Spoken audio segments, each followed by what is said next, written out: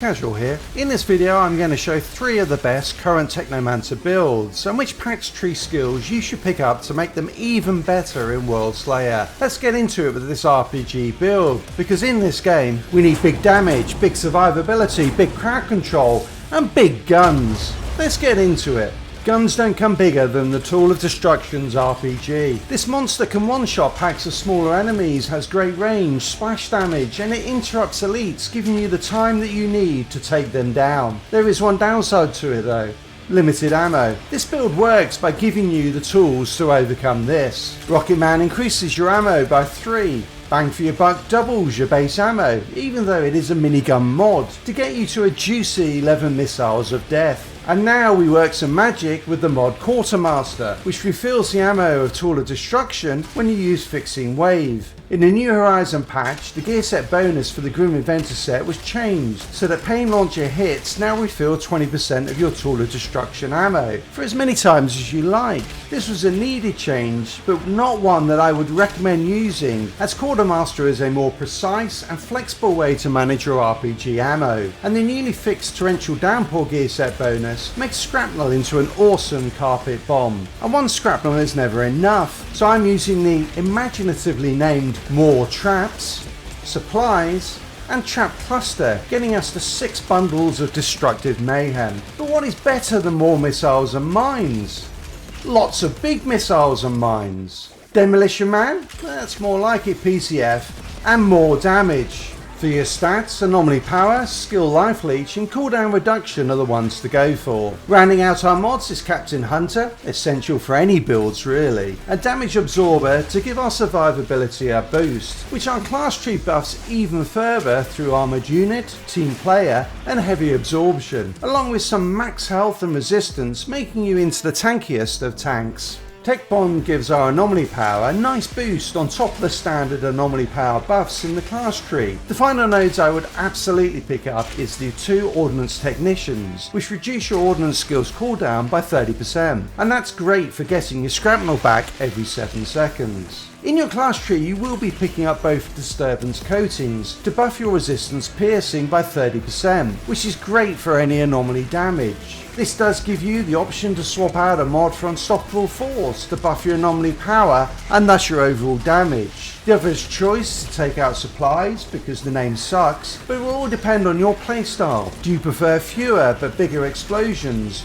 or the flexibility of more mines to play with? Finally, I am running with the Juggler modded with Scrap Grenade and Grand Opening, and while ideally my RPG will be up all the time, having a mini RPG as a backup never hurts. The new PAX Skill Trees in WorldSlayer introduce some nice buffs to this build. Initial Striker will buff your Anomaly Power by 15%. Lethal Devices adds Toxic to your rockets and mines, making Toxic Lead an interesting option for ammo replenishment, as well as slotting debuff mods like Radical Therapy or Euthanizer. The Undying and Override provide even more buffs to your Anomaly Power, which synergize really well with my gear, all of which has Skill Life Leech on it and Heavy Absorption. For your final pack skill I would pick up either Painkiller if you're playing solo, or Apothecary if you are in a team. One of my big hopes for WorldSlayer is that there is content that requires the Holy Trinity: Tank, Healer and DPS. There is one current build that could fill either the Healer or DPS role. My 3 turret build, which is a turret build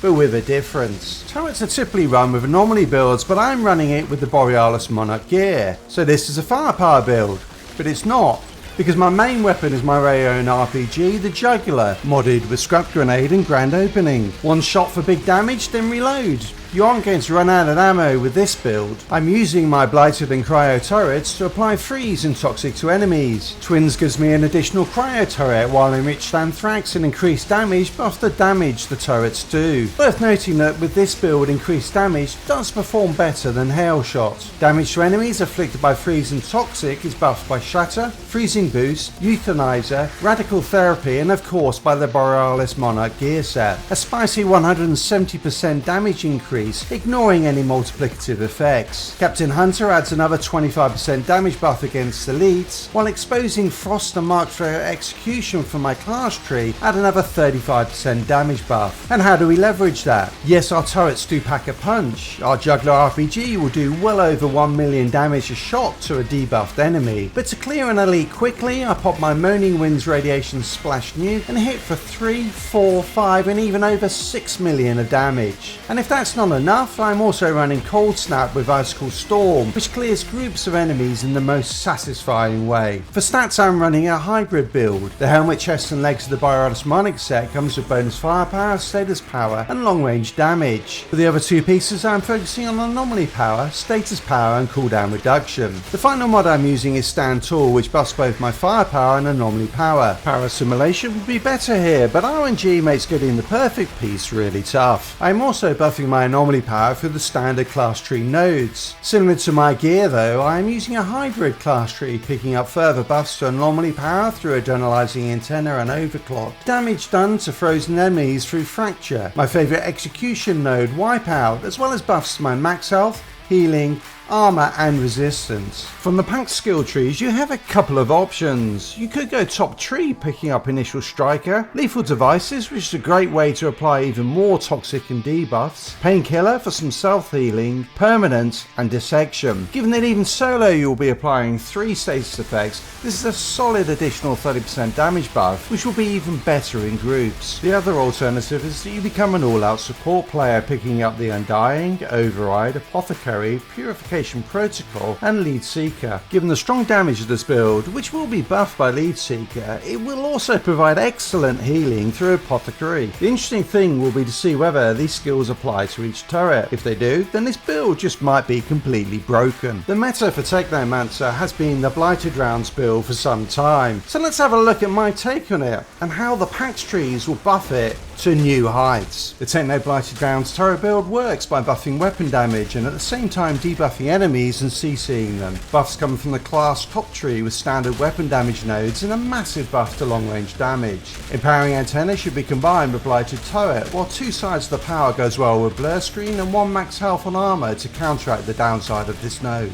Assault Master layers on more damage for the preferred weapon, a tactical assault rifle with crit damage, long range and close range damage. The optimal one comes with Bone Shrapnel, but Inferno Seed is a viable option if you don't have one with this and is easy to get from Tiago or drop pods. Sharp Iron Bloodlust increase your base firepower by just over 100,000. Captain Hunter is your final buff for elite enemies. Bonus firepower on at least 4 armor pieces is a must, as is long range damage. Close range damage and status power are good alternatives for your third stat. The first debuff comes from the Borealis Monarch gear set through Freeze, which is applied by Cryo Turret and Ultimate Freezing Bullets. This debuff is increased by Shatter and Freezing Boost. Twin doubles the number of Cryo Turrets to increase the number of frozen enemies for crowd control and damage. Euthanizer and Radical Therapy apply a further debuff through Toxic, which is applied by Blighted Rounds and Blighted Turret. Ammo replenishment is not an issue due to UT-14 clips and Toxic Lead. For the PAX skill trees, Initial Striker is an obvious one to pick up for this firepower build. Brain Dead synergizes incredibly well given the very short cooldown on Blighted Turret. Painkiller will address some of the issues players have with survivability, while Permanence and Dissection will add a 30% damage buff to what is already a very overpowered build. Now if you are looking for the best build for a different class,